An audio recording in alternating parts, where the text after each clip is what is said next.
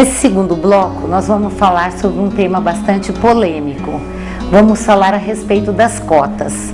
Existem pessoas que são favoráveis às cotas, outros são contrários às cotas, acham que a cota é uma benesse e que... Esse dia eu estive lendo, doutor Aleixo, um comentário de uma pessoa bem conceituada no seio da sociedade, que dizia que em razão de tantas cotas que existem, cota para negro, cota para índio, cota para deficiente, que ele também ia reivindicar cotas para ele, porque ele estava se sentindo discriminado. Então eu queria conversar um pouco a respeito de cotas, para prestar, eu sei que o senhor é favorável às cotas, mas tem uma visão diferenciada a respeito de como é utilizada essas cotas pelas pessoas que têm direito a elas, para que a sociedade nossa possa pensar diferente, ou pelo menos conversar mais de forma diferente a respeito das cotas. Eu admito as cotas não com uma visão paternalista ou assistencialista, não, absolutamente. Muito menos com a visão do coitadismo, né? Olha, negros, mulheres, índios, portadores de deficiência, enfim, quaisquer segmentos que sejam beneficiários de cota não devem ser vistos como coitados. A cota é uma medida transitória de compensação de desigualdades históricas experimentadas por esses segmentos populacionais, destinados a colocar esses segmentos populacionais num padrão de dignidade mínimo indispensável à vida da nação. Enfim, em todos os países que admitem as cotas, aqui no Brasil, em todos os países que admitem as cotas, essa é a ideia central que preside as cotas como instrumento de elevação do nível de igualdade. Hoje, doutor Aleixo, nós temos uma mulher na presidência da República, pela primeira vez no Brasil. A mulher, ela faz parte de um segmento de minorias. E até um tempinho atrás aí, nós não víamos as mulheres ocupando postos de destaque em nenhum segmento.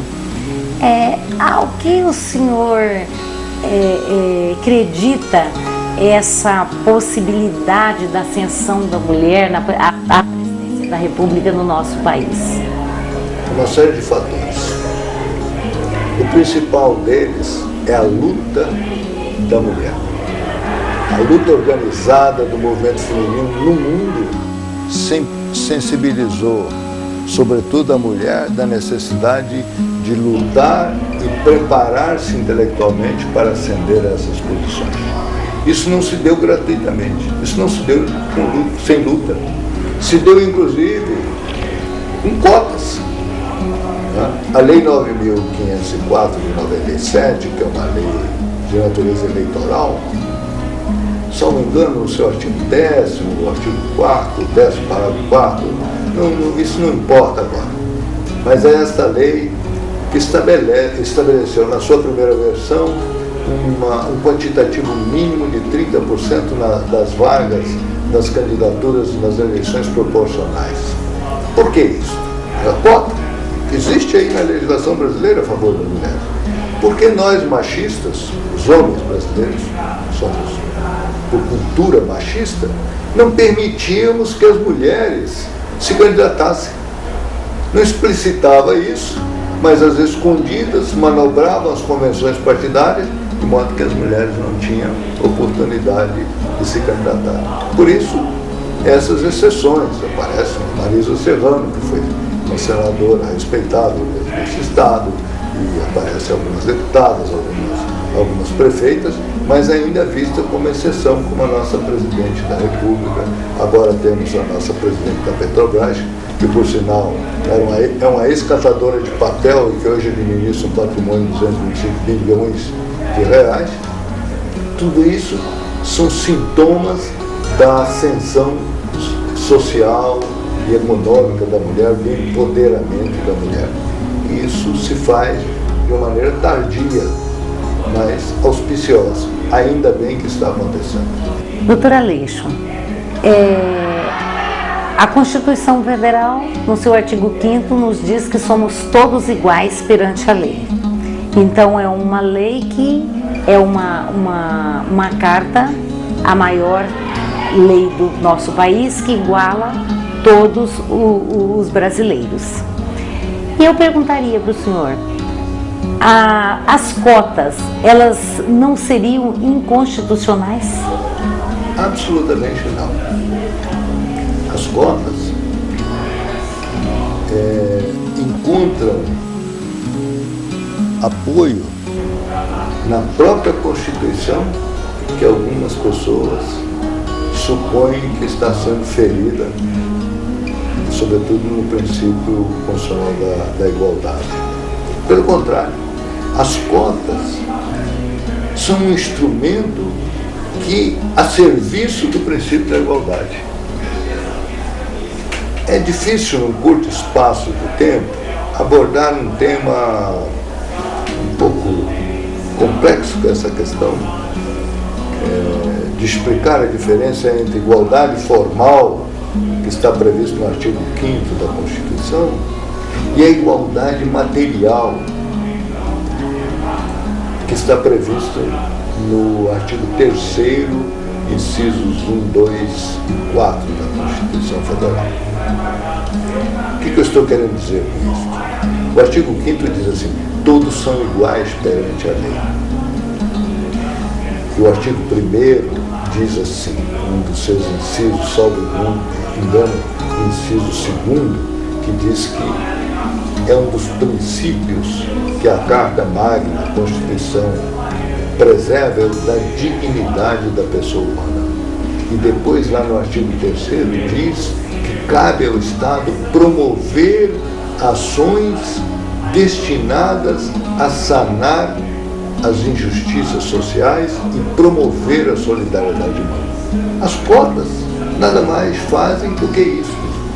As cotas de quaisquer ações afirmativas. Vou dar um exemplo que não é especificamente de ação afirmativa. O Bolsa Família não é um programa social que visa compensar a extrema pobreza?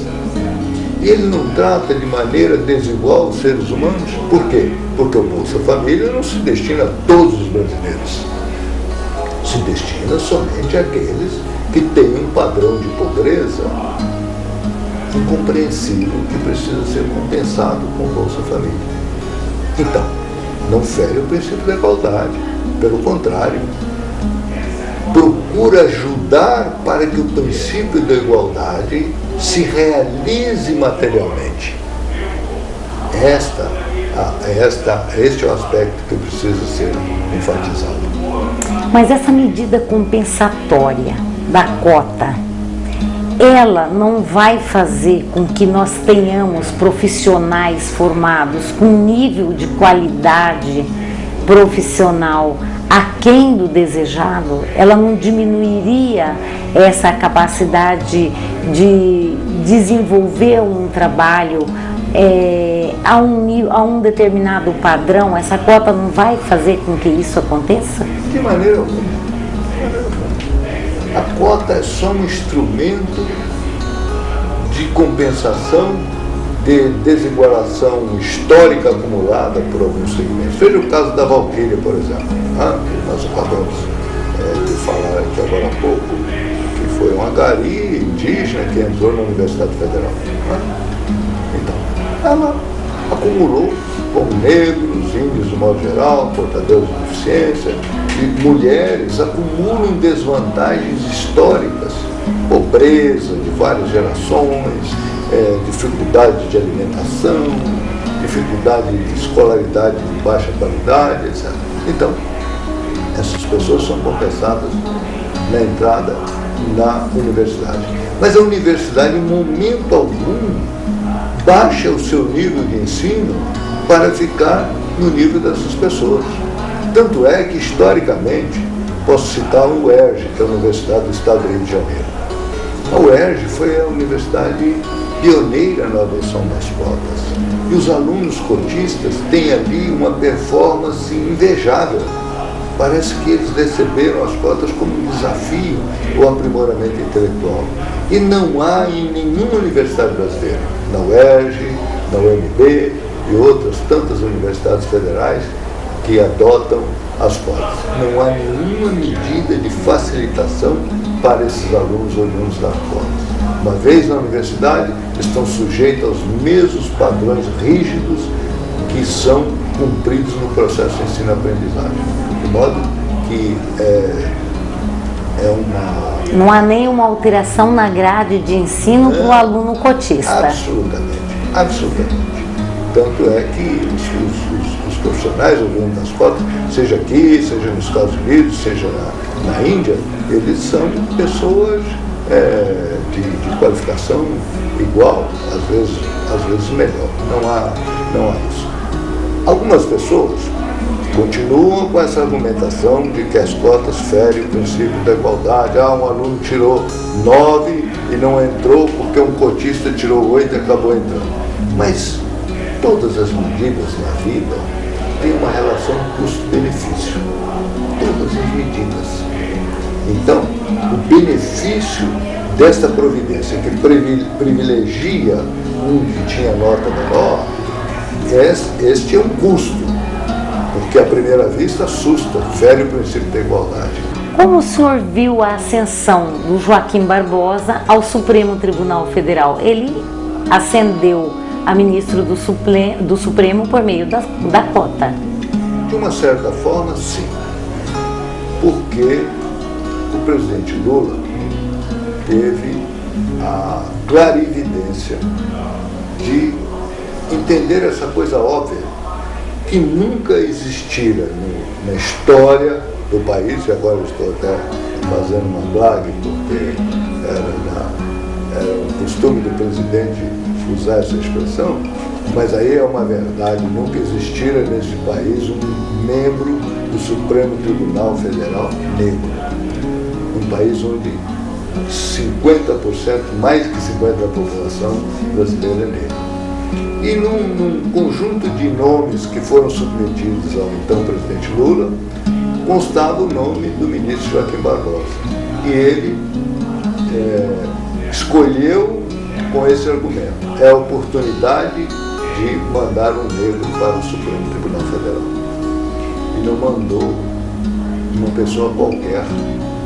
Joaquim Barbosa é procurador da República, que é uma das carreiras de ascensão mais difíceis nesse país, os concursos mais difíceis nesse país. Joaquim Barbosa é doutor pela Sorbonne, em Paris, e ali defendeu a sua tese em francês.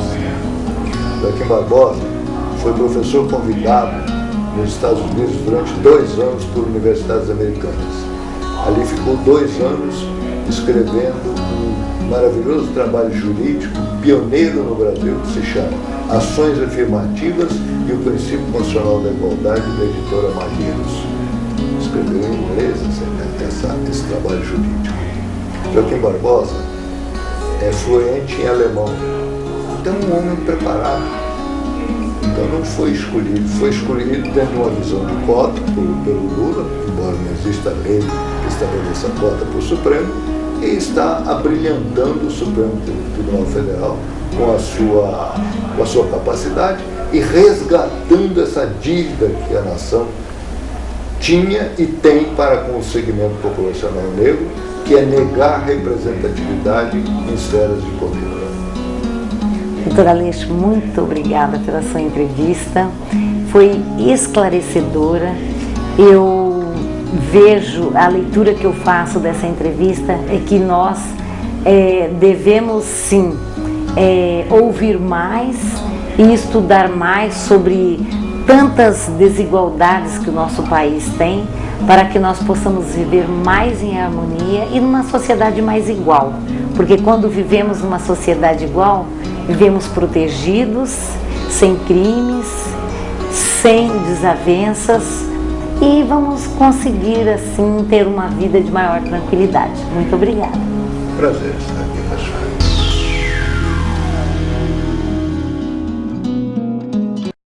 Versage, Casa de Som Profissional. Orçamento sem compromisso. Rua Orfeu Baís, 410, Campo Grande, Mato Grosso do Sul. Telefone 3383-1217 ou www.versage.com.br. Versage, a Casa do Som.